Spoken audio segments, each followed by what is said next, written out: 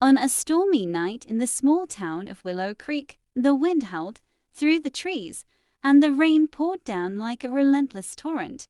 The old, creaky mansion on the hill, known as the Blackwood Manor, stood ominously against the backdrop of lightning-filled skies.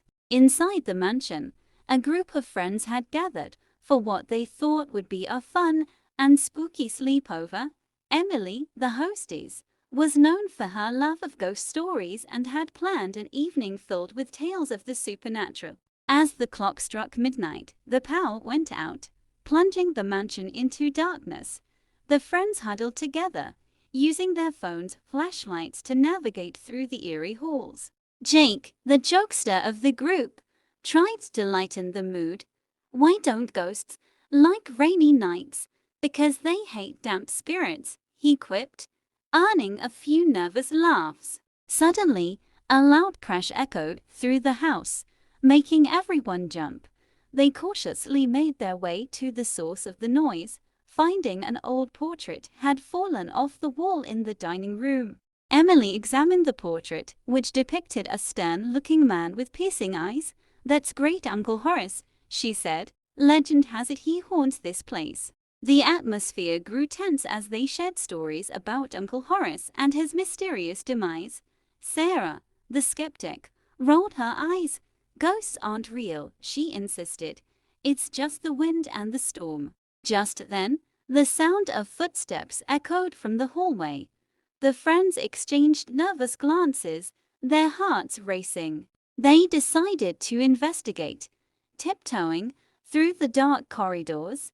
At the end of the hallway, they found a door slightly ajar, leading to the basement. Tom, the bravest of the group, pushed the door open, and they descended the creaky stairs. The basement was filled with old furniture, cobwebs, and an overwhelming sense of dread.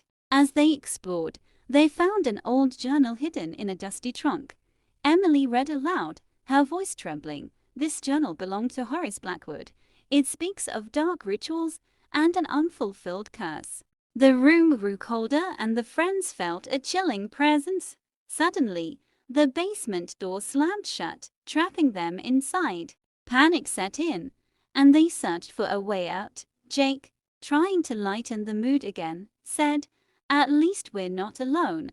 We've got Uncle Horace to keep us company." Despite the tension, his comment brought a few nervous chuckles. They continued to search the basement, hoping to find an exit or a way to break the curse. Sarah, still skeptical, suggested they read more of the journal.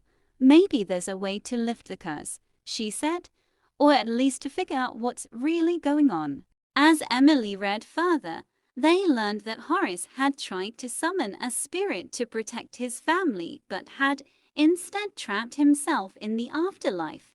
The only way to free him was to perform a ritual on the night of a storm. Realizing the gravity of their situation, the friends decided to perform the ritual. They gathered the necessary items from the basement and prepared for the ceremony. As they chanted the incantations, the temperature dropped further and a ghostly figure began to materialize.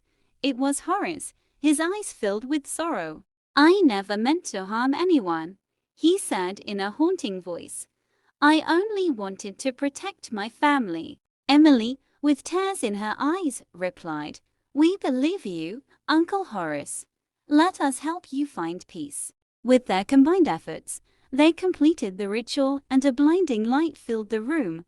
When it faded, Horace was gone, and the oppressive atmosphere lifted.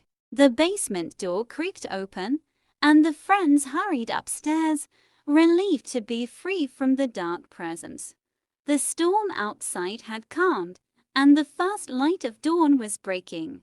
Exhausted but relieved, they sat in the living room, recounting the night's events. Jake, ever the comedian, said, "Well, that was one way to spend a Friday night. Next time, let's just go to the movies." Laughter filled the room, a welcome relief after the night's horrors. They knew they had experienced something extraordinary, something they would never forget. As they left Blackwood Manor, the sun rising behind them, They felt a mix of emotions. There was relief, but also a lingering sadness for Horace and the life he had lost. Emily looked back at the mansion one last time. "Goodbye, Uncle Horace," she whispered. "Rest in peace." The friends walked home, the bond between them stronger than ever. They had faced their fears together and come out stronger on the other side. In the weeks that followed, they often reminisced about that horrible night. It became a legendary story among their peers, a mix of horror, humor, and sadness that defined their friendship. And though they never spoke of it aloud, each of them felt a comforting presence whenever they were together. It was as if Uncle Horace was still watching over them, grateful for their help. Life in Willow Creek returned to normal, but the friends knew they had shared something special. They had faced the darkness and found light in each other. And so, the legend of Blackwood Manor lived on, a tale of a horrible night that brought laughter, tears, and an unbreakable bond among friends.